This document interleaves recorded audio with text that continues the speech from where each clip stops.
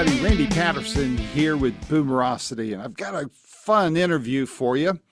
I'm going to tell you though, man, I was beginning to wonder if it was ever going to happen because we had technical issues when we first scheduled it. And when we finally got together, it wasn't without some technical issues on my end again. So anyway, we worked through them, and my great guest, Ron Sowell, was gracious to be patient, and we finally hooked up, and we have a fun interview for you to listen to. And we talk about his great new album called Dance Until the Music Stops. And the story behind that title and behind that song is well worth the listen just by itself. Ron's name may sound familiar to you if you're an NPR listener, and that may be because he's very much involved with their very popular show, Mountain Stage, which takes place in West Virginia. And so here's your chance to see him almost face to face and hear him talk about his work and the people he's got to work with and all the stories behind this album. You're going to want that album, so please order it from his website, ronsowell.com, and you can catch his radio program, mountainstage.org, or on your favorite local NPR station. And if that station doesn't have it, write him and ask him why not, because it needs to be there. So without any further ado, here is my first of what I hope are many more interviews to come with Ron Sowell. Until next time, this is Randy Patterson with Boomerocity. Take care. And yeah. Hey, you know what? I was beginning to think if this whole thing, and I've got to change something on my settings here. okay. Sometimes you get involved on something and it just seems like you're snake bit from the get-go. Yeah. And I just refuse to accept that when it starts happening. Well, I'm so glad this is finally happening. Yeah. Yeah, me too. And I apologize for the delay and all of that. But man, I was just fighting all sorts of crap on my end here. Yeah, and it's and Zoom has not been my friend lately. So well, I'm not the most technologically advanced person, so I just kind of roll with it. Hey, I am glad we finally linked up, Ron. And before we go any further, I'm admiring your background there of all those instruments. Wow, what's your pride and joy out of all of those? Oh gosh, I have so many. My present working guitar is called a Bob Thompson. It's a West Virginia luthier who makes incredible guitars, and I have one of those. But I have an old Guild F50. Are you a guitar player?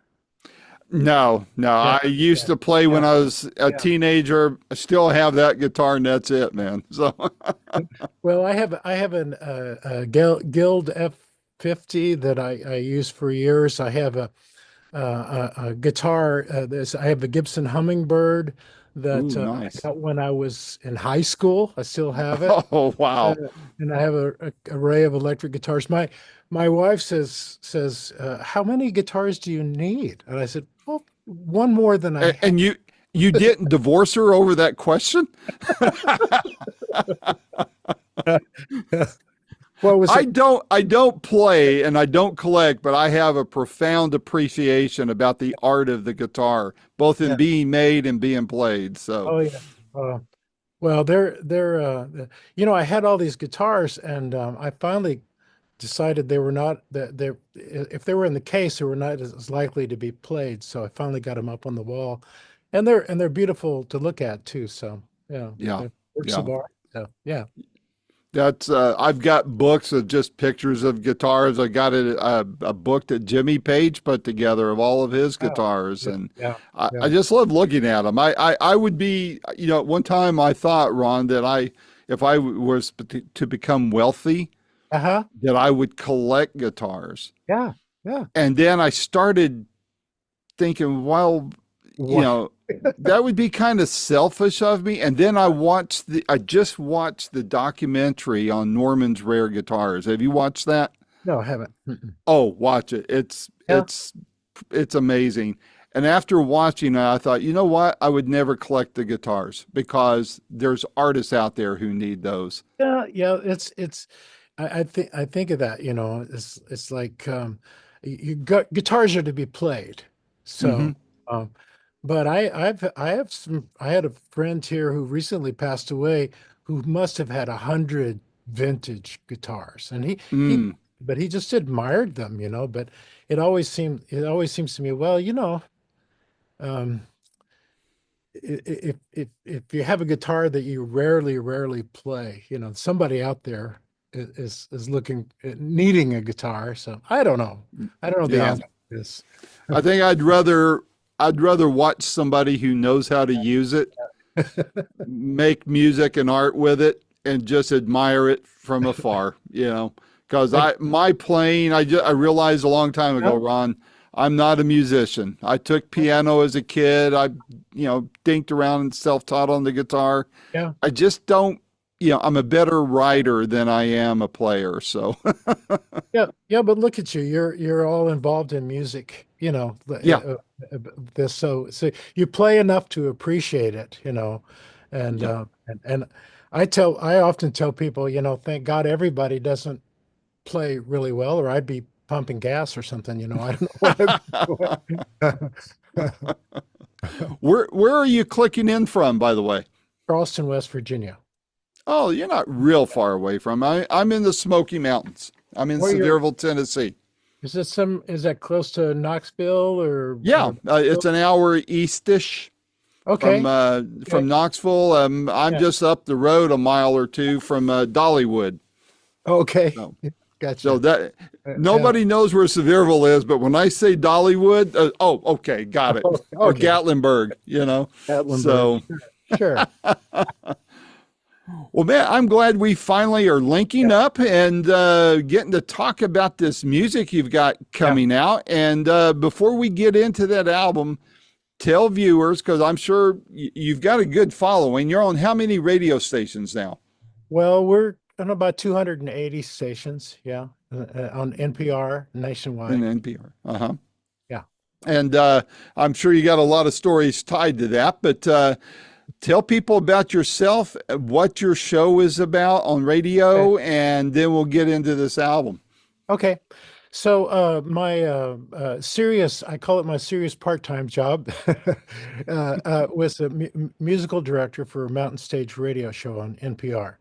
Mhm. And I came to West Virginia as a singer-songwriter, and I had a couple of bands, original bands, and this show grew up in my backyard, and it's just been amazing. We're on about 1,050 something shows, so you can imagine we have Wow. 4 or 5 guests on every show. So that's I've if you told me when we started this show that I could get in my car and drive 10 minutes to a theater and play with the best musicians on the planet virtually every week, I would have wanted to smoke some of what you're smoking, but it's been amazing experience. We have music from a lot of singer-songwriters. We have country artists. We have bluegrass. We have blues. We have world music. We have jazz, and sometimes we'll have a whole show of bluegrass. Sometimes we'll have a whole show of blues. Sometimes it's all mixed up. We have Celtic music, African music. It's just amazing. I met a lot of my heroes, got to play with a lot of my heroes, and Name a couple.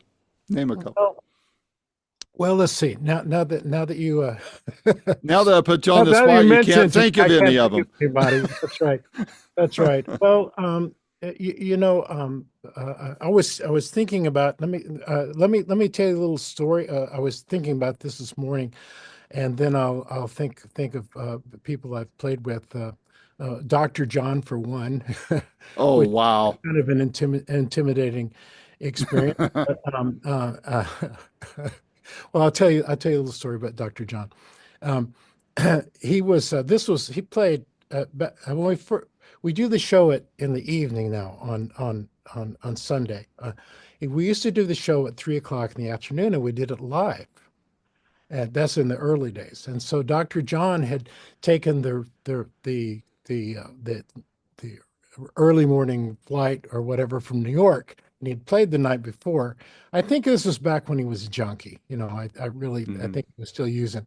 But anyway, he had that little uh, hat that little, I don't know what it was called, but that he was famous for, and it always like was kind of covered up his eyes, and Right.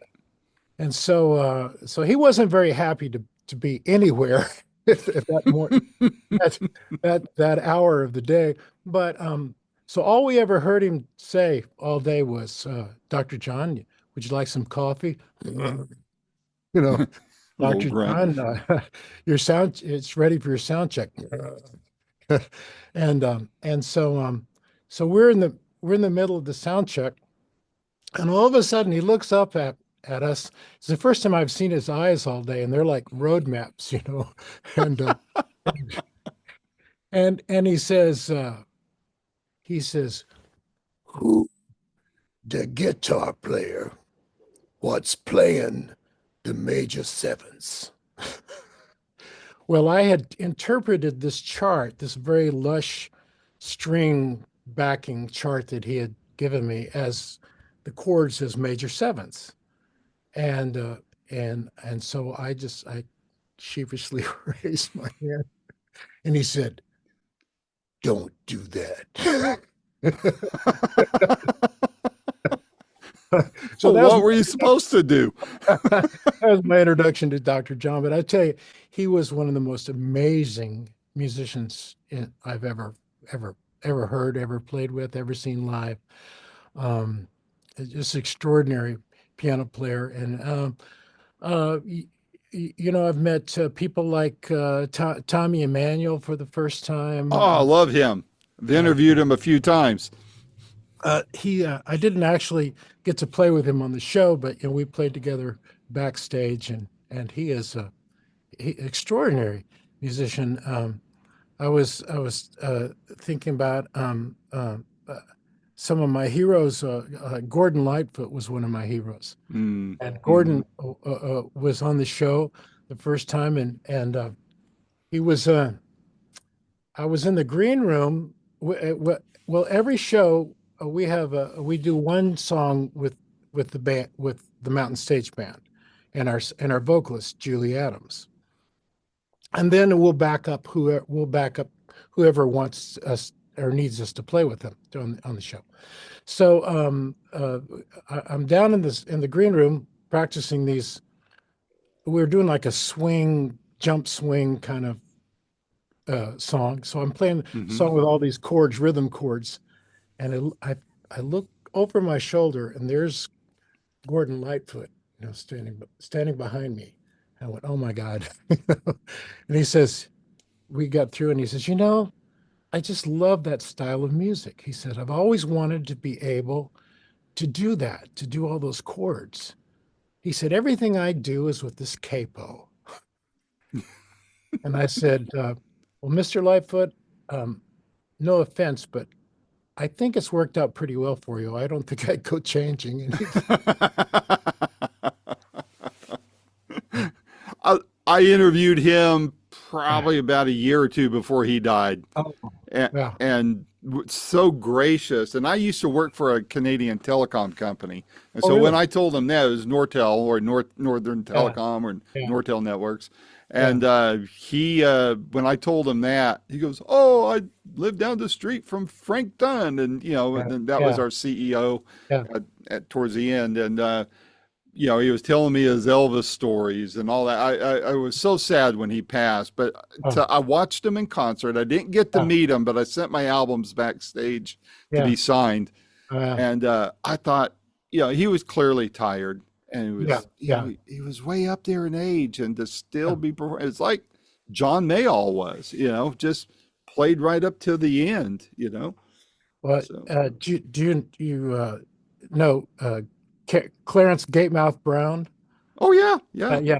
Well, he was on the show, and he was backstage with an oxygen tank, Oh wow. and this was right before he died, and just frail, and just thought he was gonna, pass away at any moment. And then they call his name, and he goes out on the stage and does this really energetic set and plays and sings. So and then, after the set and everything, he was kind of back to his being frail again. But I there's something about music that just, I think when it flows through you, it revitalizes you, and Yeah, so it does. It yeah. does. What is your as far as feedback from fans? Right. We are going to get to this album. Yeah, I right. promise you. Sure. But I'm curious of because I hit things from a little bit different angle. I get to Yeah, talk to people like you, and so I right, get a different kind of feedback. right, People kind of approach me as, "Oh, you get to talk to all these famous people," right. and I'm like, "Hey, I'm just a fan getting autographs in the form Yeah. of interviews." Well, that's a great So, way to get it. Yeah. but what kind of feedback are you getting from listeners? I mean, because you've got the whole broad section. And if I recall reading correctly, you're originally where from New Mexico? Yes, I grew up in Yeah. Roswell, New Mexico. Oh wow, wow! You were actually born, but not left by a spaceship, were you? Right? Well, I actually moved to Roswell when I was 5. Oh, okay. So, but I used to tell people I was born in 1947, which is the year of the UFO crash, and uh, I'm from Roswell. I said, you do the math. Put it together. Yeah. Well, I grew up in Phoenix, but I was born here. So, Okay. but Mhm. your listeners cover the country. Right. But it's a unifying music that you Yeah. present. And Yeah. so, what is your feedback that you get from listeners from time to time? What's the most consistent thing you hear as far as a reflection on your show and the work you do? Well, I think it's that you don't hear um, uh, really it's hard to let me put it this way. It's hard to find a place to hear live authentic music, and we really go after call it roots music, and it's really it's not uh, we do have commercial artists on the show, but they're generally people who also connect on a roots level. It's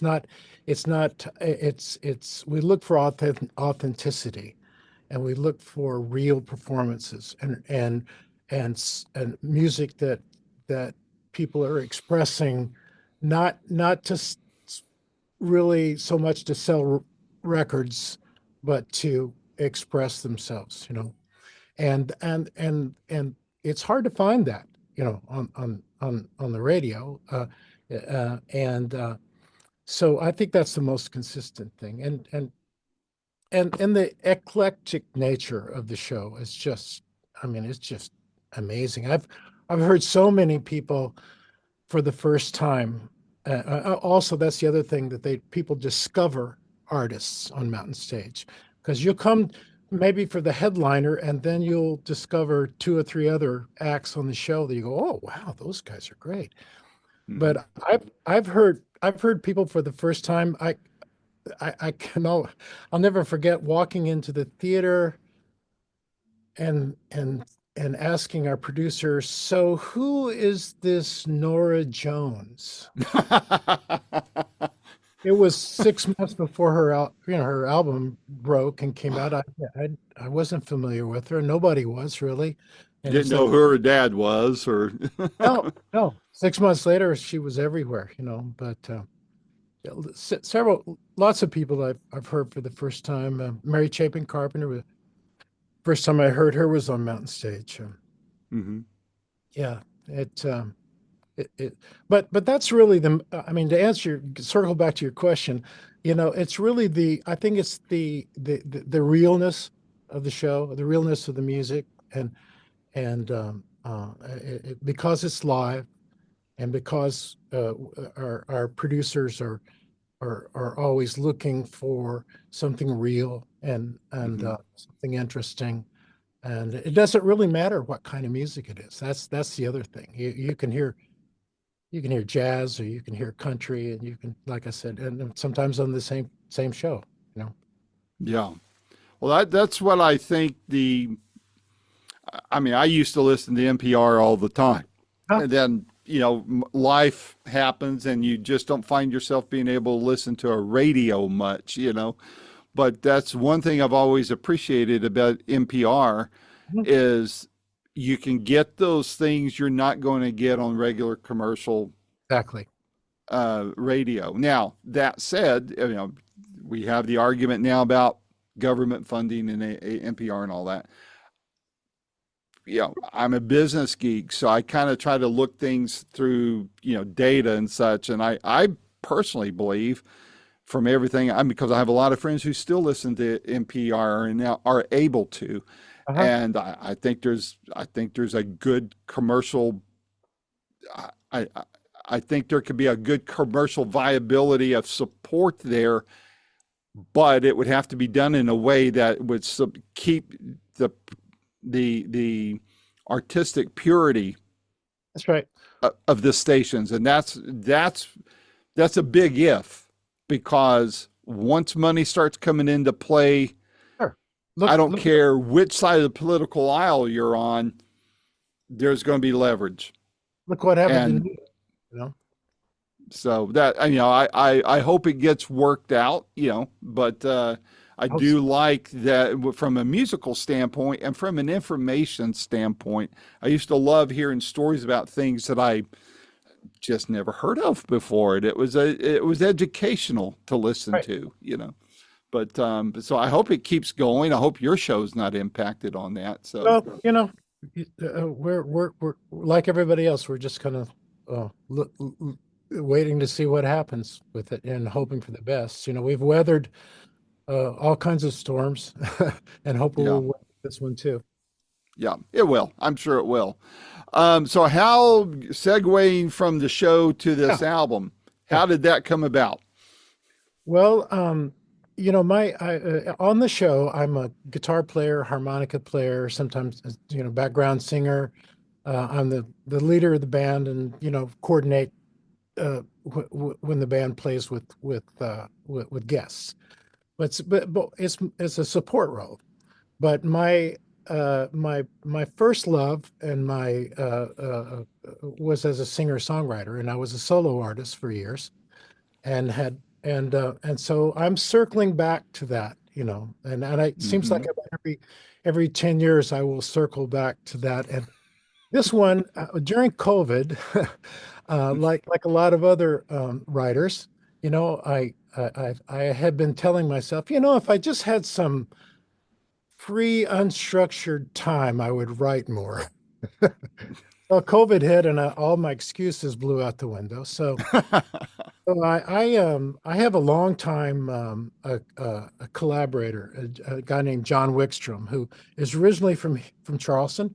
He lives in Baltimore now, and he used to live in Nashville for a while, and I would go down there and write with him. But I called up John and I said, I really, I'm feeling, I've got a couple of songs, and I've got a lot of ideas for songs.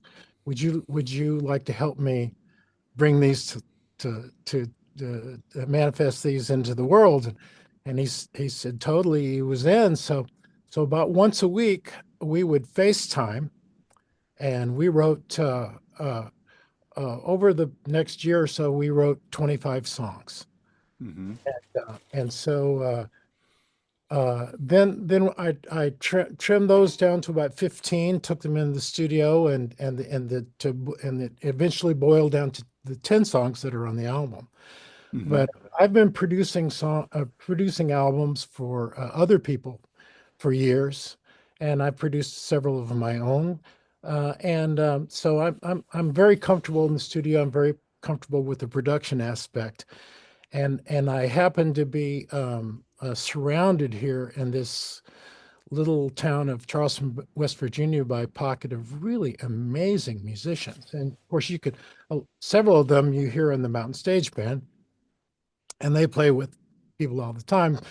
But the bench is pretty deep here, and then I had Larry Gross, who was our host for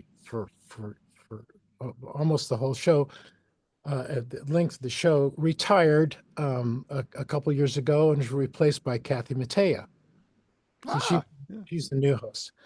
So Kathy sang a duet with me on the album, and Hmm. actually not more of a dominant harmony part than a duet, and uh, and there was a guy who I'd met with who played with Joe Ely. His name Hmm. is Joel Guzman, and he's an incredible guitar accordion player. He's got that Tex-Mex Yeah. thing. He's like the I guess Flaco Jimenez. It passed the torch to him in Texas as the reigning Tex-Mex accordion player. But anyway, I John and my friend John Wickstrom and I wrote this song together, and when John presented it to me, the idea, I said, this feels like a Tex-Mex song to me. I said, this is going back to my roots in New Mexico. Hmm. And the whole time we wrote it, I had this guy Joel playing accordion in my mind on it. So we did the whole thing. We wrote the song, we produced it, and I left everything open for him. And I don't know what I'd done if he hadn't said yes, but he I approached him with him. He says, "Oh, I love this," and so he plays on it too. So that was every once in I was able to pull in a Mountain Stage connection there with Joel, but. Uh, these songs are really a lot of different genres uh, and styles that I I I I think they all fit together because I'm the one singing it, and I think my voice pulls it all together. But after all these years of Mountain Stage and hearing all this different kinds of music, you know. It's I found that I was really that those influences really came out on this album. Hmm. Putting it together, you said you've worked on a lot of albums. You've Uh-huh. recorded, your own solo albums and such. Uh-huh. While you're putting this together, were there any surprises that you ran into that you weren't anticipating? Well, I think the surprises were, I had decided to not force these songs into a style so that they all fit together, Hmm. and and so I just wanted give each song the freedom to be what it wanted to be. Hmm. And so I put together a really great core band, bass, drums, piano, and electric guitar. And the thing that I had a song called "Who But a Fool" that I had written, started as a country song. I presented it to the band, and they jumped on it, and it became like a Delbert McClinton R&B tune, and which I love, and it ended up having three-part, you know, women harmonies and a horn section, and I didn't see that one coming. And there were several songs like that just surprised me, and I love that. I love that when you sometimes you go in the studio and you think this song is going to be great, and it just kind of falls flat. You walk in with another song and you think, well, we'll just see what happens there, and it ends up just blossoming, and Very cool. Were there, as far as recording, Mhm. the what were the differences you ran into? The songs were birthed basically in COVID. When I've talked to a lot of artists who did the same thing. I've met very few who said, "Hey, I was just stagnant the whole time." So there's everybody had this wonderful gift Yeah. given to them of time, you Yeah. know, and the other benefit was being able to spend time with family. My benefit was I was drug kicking and screaming to start using Zoom, and when it Yep. works, Yeah. when it Yeah. works. Yeah. So, and so, so aside, I mean, so did the fact that the songs were more or less birthed during the shutdown, did any of that carry into it, into the recording sessions, any differences that were marked from everything else that you had worked on in the past? Um, well, let me see. I am. I don't know if I quite understand what you're. Ask it in another way, Randy. Okay, to boil it down more simply, I mean, I'm thinking in terms of did COVID impact the recording, Oh, even okay. though it had lifted, but let's Oh, just back it up to a little bit higher elevation there and say, what were the differences? Were there any differences in putting this album together compared to all the other albums you've worked on, either of your own or anyone else's? um, yeah. Well, I guess COVID did impact it in that it just was such like you said, it was just such a profound experience having that time and that all of us feel like that those couple of years was almost like a black hole. It was just like Hmm. before COVID and after COVID. Yeah. And I think that COVID gave me a lot of time to really think about what I wanted to say and really get at the root of and the essence of what I wanted to say. And I think the songs really reflect that. And the uh, there's a song that well the title cut, "Dance Till the Music Stops." Um, right before COVID, I had was visiting my hometown of Roswell, New Mexico, and a friend of mine had recently passed away from early onset Alzheimer's. Mm. Uh, It's close to home here. My dad has it. and my his wife was also was a friend of mine. She had worked for my father, and I was asking her about it, and she said, his name was Dusty, and she said, a friend of Dusty's, and when Dusty was uh, um, diagnosed with this, a friend of his came to him and said, Dusty, what are you going to do? Because he was still with it and knew what he was the journey that he was about to go through. And he said, and she told me this. He said, well, I guess I'll just dance till the music stops. Mm.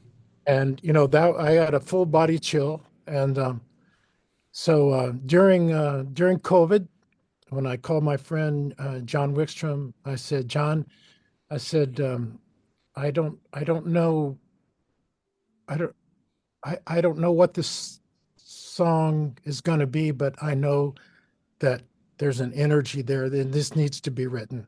So that's an example of things that I kind of stored. As a songwriter, you kind of store these little bits and scraps and seeds up. And so during COVID, it gave me time to really plant those seeds and see them grow.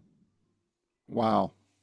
So speaking of that song, what the album is a Uh-huh. nice diverse mix of sounds. Uh-huh. It's like and you touched on it a minute ago. One thing I don't like when I get an album is I'll hear a song and I think I love that song. Yeah, So I get the album, and then it's an album of that song I love, and it's like yeah. too much of a good thing, right? Right. Exactly. Exactly. And so I love variety, but there is a groove, there is a range that I like once I get into a certain genre. Right. And so, you know, yours is varied. It has that same type of energy in there, but you have a diversity of sound, Yeah. and vibe and genre in there. So I know that it might be hard to answer this particular question, and that is, which song would you point to as a calling card for the album, or Well, can you? well, I think it would be I, the opening song, which is called "Everything That Comes Around Goes Around Comes Around," Hmm. um, is is really there's so many influences in that song and so many styles mixed up in that song, which I love about it. Hmm. That it's almost a harbinger of the rest of the out what's to come after that, you know. Right, right. But I mean, it's very high energy and has is very produced and has three-part female vocals and a surf guitar, spaghetti western guitar solo. It's got a lot of stuff in there, but and you know some of the other things are very like the thing that Kathy sings with me on is a very fragile, bare bones, you know, open song. Do you think it's that easy?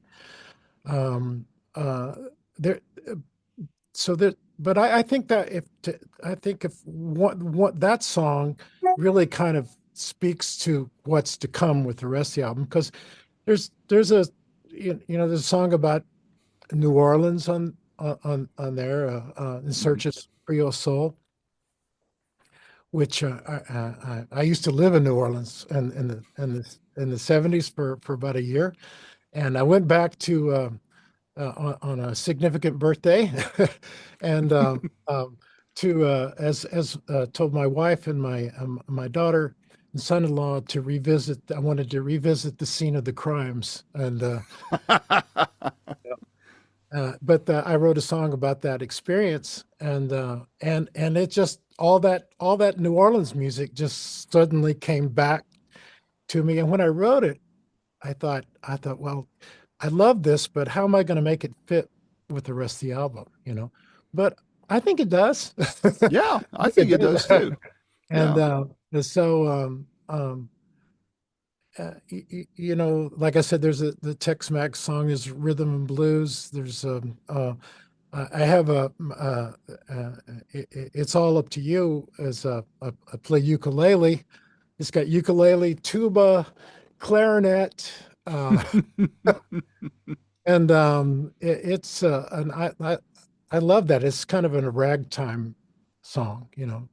Yeah. Uh, so and that's the what to me when I that's what the song wanted to be. It didn't want to be Mhm. forced to the other production values of the rest of the album, you know. Right, right. You're talking about New Orleans. Yesterday I talked to Kenny Neal, the blues guy. I don't know if you've ever Yeah, heard him, but yeah, he's got some new stuff coming out later this year. You might want him on your show sometime. I love that guy. He's so fun to talk to, and his music is great. But what's your advanced feedback that you're getting so far on the album? I mean, well, it's the album's been out, has it not? For actually it hasn't. Well, I don't know when you're going to be airing this, but the release date is May the 9th. Okay. All right. And I was thinking it, it had come out April 9th, but you're right. It made the 9th. it's May the So, 9th.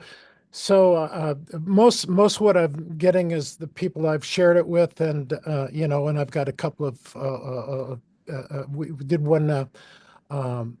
American Highways did a premiere of one of the songs, the one I was just telling you about, everything that goes around comes around. But so far, I've gotten I've gotten wonderful feedback, from and just mostly my biggest fear was, is this all, does this all hang together? Yeah. Just a collection of songs all hang together. And I did axe 3 or 4 songs that I felt were a little out, too far outliers. Right. But so I'm very pleased with that. I'm very pleased that the songs seem to be connecting with people. That's that's that's the major job of a songwriter, I think, is to express something that you really feel and that resonates with somebody else. Yep. And Yep. That is, and that's why I wanted to talk to you. So, what's on your radar moving forward? This album will drop in a couple weeks, and what are your plans once it drops? well, I have a it's actually going to it's going to be released to radio and all the platforms, Spotify and and Amazon and YouTube and everything on May the 9th. On May the 10th, I have a album release concert here in Charleston, and Hmm. most everybody who played on the album is going to come and play on the concert, and I'm really looking forward to that.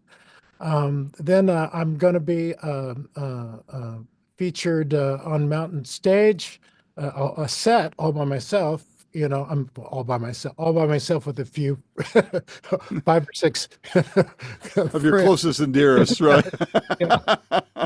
Uh, Sometime in August or in the fall, and so I'm looking to get a lot of airplay and reviews. And then it's been a while since I've toured. I used to tour all the time, and when the picture you have up of the album, that a young girl in the album happens to be my daughter when she was 5 years old. I took Mm. a picture of that. She's a professional singer and living in Nashville these days. So Ah. it's been a while. But when she was born, and I decided to get off the road for the most part. And of course, I was lucky enough to have my mountain stage thing, Hmm. and I stay really involved in a lot of things. But I'm feeling the pull to get out there and play again. So I'm planning on putting together a tour in the fall. Yeah. So Oh, great. Oh, I hope you come this way and, within kind of driving distance. I'm a caregiver to my dad, so I'm kind of beholden to that. But sometimes I can break away and have a little fun. And I would love to catch you if you're going to be anywhere, well, I will certainly let within you an know. hour or so.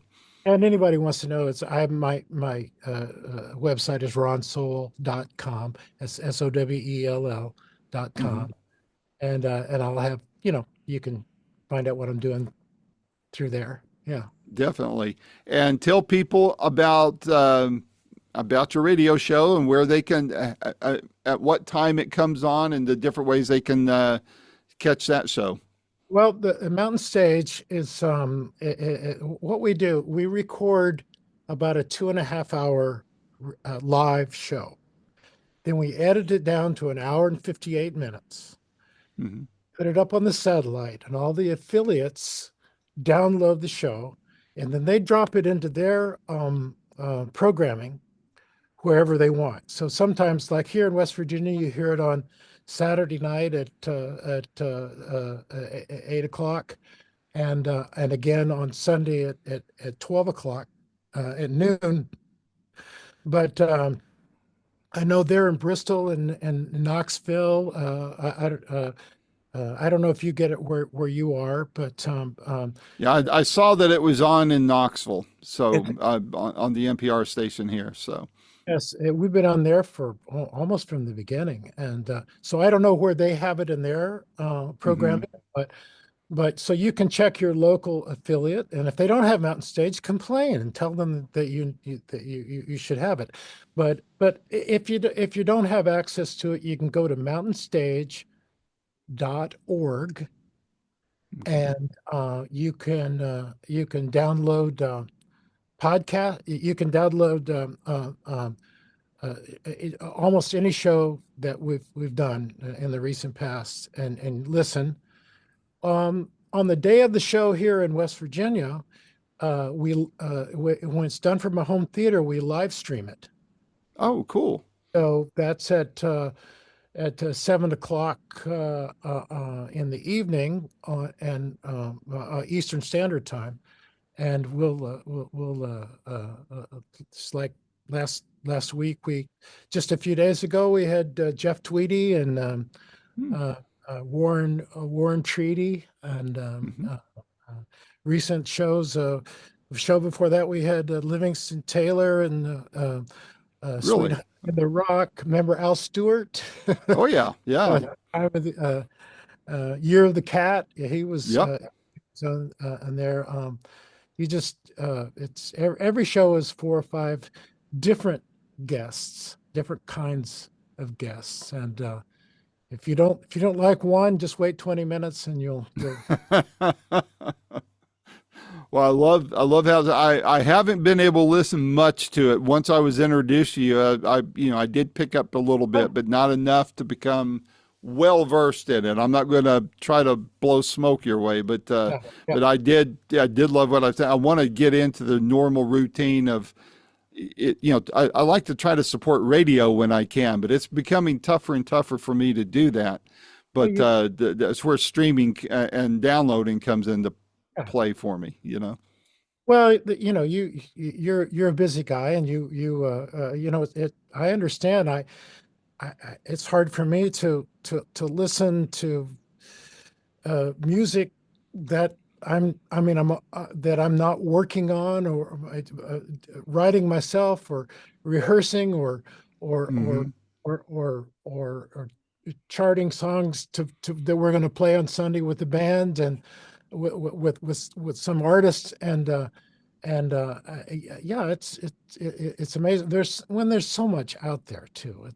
Yeah, But that's true. I will say, Randy, that just the feeling I have from you, and what you've expressed as your musical interests and way you look at music, you would be an instant mountain stage fan, because it's Oh, I know I will. So I'm gonna program it into my programming of listening, because what I wind up doing is like this week I was telling my social media platform. I said, it dawned on me that this is the busiest week that I can remember yeah. interview wise. I'm doing 7 interviews this week, Wow. and I'm a one man band here. So, interviewing's the fun part. That's the easy part for Right. me. Right. Then I got to edit. Editing is And yeah, it's like, and I had somebody helping me on yeah, that, and it was, it's a labor of love. And so they got busy with their life. And so yeah. I'm back to doing it myself, but and then I edit and I'm going, Randy, you need to shut up more. The whole time I'm listening, shut up more. And when I hear this part of that, when I'm editing, I'll tell myself that again. So Note to self. note to self, Yourself. shut your mouth, boy. So, Uh, but at the moment you're suffering, and that's I'm sorry for that. So, oh no. Oh no.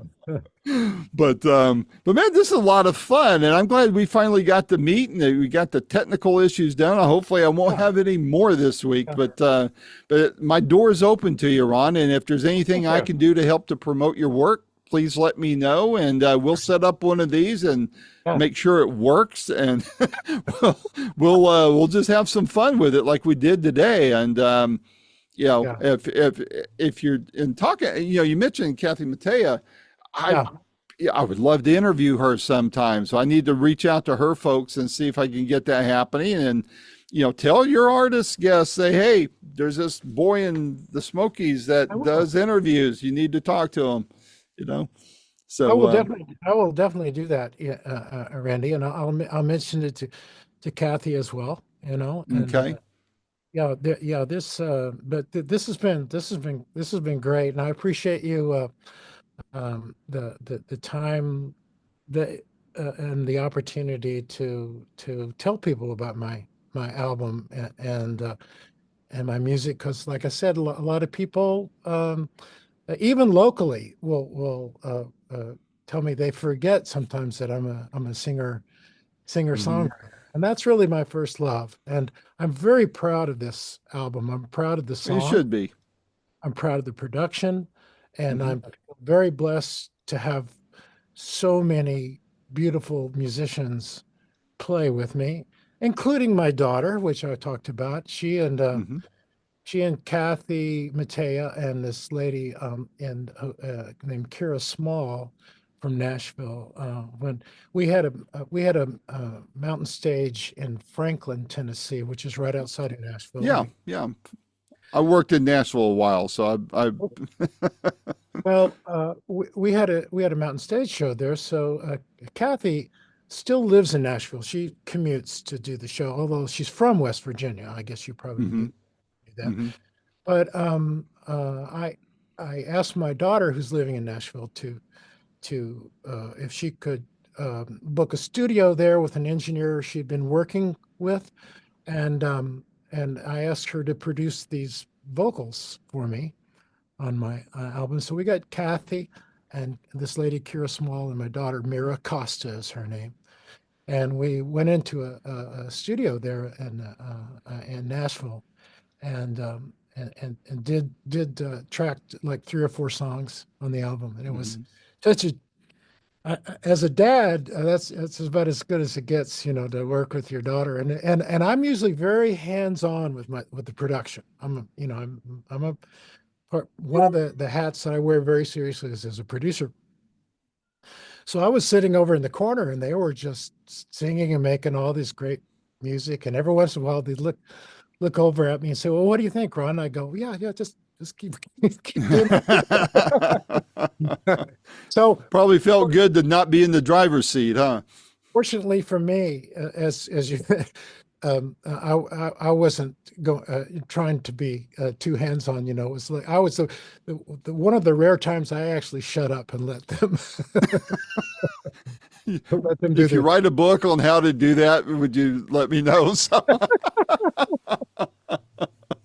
I promise I'll read it with my mouth shut. So.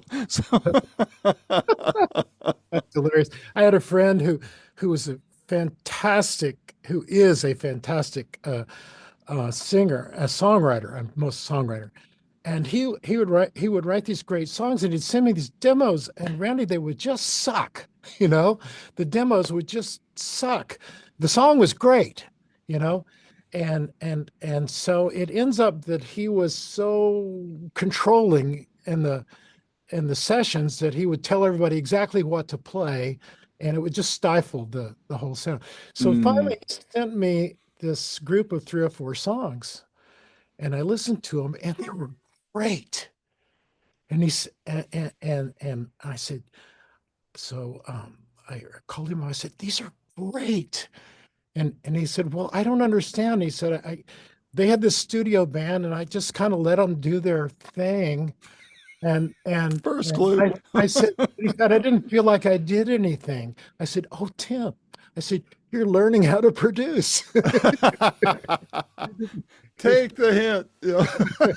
just let them go, let them, So anyway, Hmm. Well, that's great. I'm like I said, I'm not a musician, but I love, mhm. I can talk with people that have done the producing and things like that, and I know enough to know the kind of questions they ask. So, I don't have Pro Tools, but I know about it. I Ah, know it has a different output than recording analog. I don't play guitar, but I know enough about guitars to know, you know, that a 59 Les Paul is a big deal. yeah, And I like asking people who have a lot of collection, big oh, collection of yeah, who, yeah, what their holy grail is and do they yeah, own it and that kind of thing. So until you talk to a Joe Bonamassa who owns, he could, yeah. he could open a guitar store. Oh, yeah, But, yeah. anyway, it's great to talk to you, Ron, and I'm glad we finally got it worked out. And you were patient. And like I said, if I can ever be of any help or assistance, please let me know. And especially on an album end, when you got another album coming out, let's do one of these. But if there's something else, let's talk. Thank you, Randy. And And if you're ever in Charleston, want to see a live mountain stage, hit me up. I'll put you on the guest list. And occasionally we come to play. We've done shows in Bristol, Virginia Hmm. slash C. Oh yeah, that state line's right down the middle of the Down the street. I've middle. been there. So And we've done a couple of shows from there. So if we're anywhere close, I'll let you know. all right, do that. You've got my email address, and if I can make it, I definitely will. It'd be fun to get up. It's been a while since I've been up that way. I think the last time I was up there, Ron, I saw. Oh gosh, her name just slipped my mind. She's a blues artist and blues historian. Oh crap. Not Roy Block. That Roy Block. Her and her husband were there. A Yeah, little blues dive there in yeah, Kingsport, Johnson City, yeah, Bristol, that whole Tri-City area there. And I love her. I just saw her on a Robert Johnson documentary I was watching, and she's a yeah. great artist. I love her. Love her. Just played with a lady named, you should check her out. Her name is Christina Vale. And and the reason I mention her is because Roy Block was her big hero. And, Ah, but Christina is a great writer, and she that finger picking blues style and slide, and just mm, amazing. But she was pretty impressed that we had Rory Block on the show 4 or 5 times, you know. oh yeah. I Yeah, heard Rory's Dylan album. Wow. I mean, that was gutsy to do, but she did a great job on it. yeah, yeah. She really did. She really did. But listen, my friend, thank you for the music, for taking the time to be with me, and having the patience to finally be with me. So, Well, it's a lot more fun talking to you, Randy, than navigating the Zoom oh complexities. God, I may write a book about this someday. So, But thanks for the conversation. I've enjoyed it very much. I did too, man. Take care, stay safe, and we'll see you down the road. All right. Take care. All right, take care. Bye bye.